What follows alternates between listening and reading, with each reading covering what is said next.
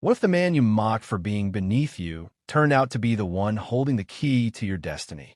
Stay with me to the end, because this story will change the way you see humility and success. If you love stories about justice and redemption, don't forget to subscribe, like, and share this video, because this one is unforgettable. The Ferrari roared no more. Its red body gleamed under the California sun, but the engine was dead, silent as the pride of the man who owned it.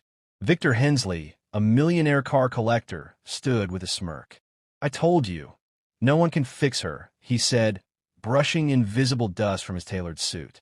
"She's art, not meant for the hands of amateurs."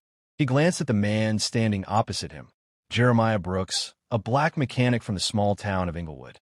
His coveralls were faded, his hands scarred from years of work. But his eyes, steady and intelligent, didn't waver. "I can fix it," Jeremiah said quietly. Victor's chuckle dripped with mockery. "You? This car's worth more than your entire shop, Brooks. Tell you what, if you can make it run, it's yours." He tossed the keys with a smirk. "Deal." Jeremiah caught the midair, his jaw tightening. "Deal." Hours later, Jeremiah stood over the open hood. The Ferrari's heart, a V12 engine, was a mess. Wires crossed, bolts missing, and the computer system fried. Someone had clearly tampered with it. Victor leaned against the garage wall, scrolling through his phone. "You'll never get it," he said.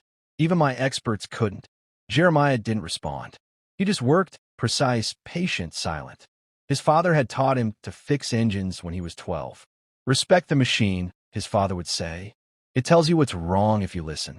By nightfall, the garage was quiet except for the soft click of tools.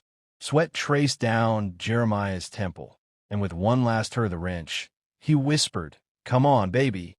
Talk to me." He twisted the ignition. The engine roared to life, loud, clean, powerful. Victor's head snapped up, disbelief washing over his face. "What the hell?" Jeremiah stepped aside. "Just needed someone who cared more about fixing than showing off." Victor's mouth hung open. The deal was binding. "I was joking," he muttered, his face pale. Jeremiah crossed his arms. "But I wasn't." A man in a gray suit entered his shop one morning, an older gentleman with kind eyes. "Mr. Brooks," he said softly, "I'm Arthur Langston, Victor's late father's former business partner." Jeremiah blinked. "What can I do for you?"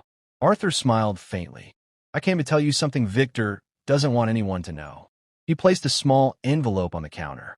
Inside was a faded photo, a young black mechanic shaking hands with a